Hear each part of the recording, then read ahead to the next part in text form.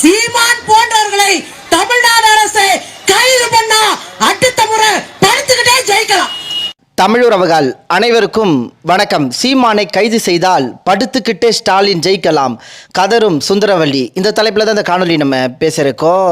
அதாவதுங்க, அண்ணன் சீமான் அவர்கள் எடுத்து வைக்கும் அரசியலை எதிர்கொள்ள முடியாமல் இந்த திராவிட அல்லக்கைகள் பல்வேறு இடங்களில் கதறி கொண்டிருக்கிறார்கள். அப்படித்தான் இந்த சுந்தரவல்லி அண்ணன் சீமான் அவர்களை கைது செய்ய வேண்டும் என மேடையில் கதறிட்டு இருக்காருங்க.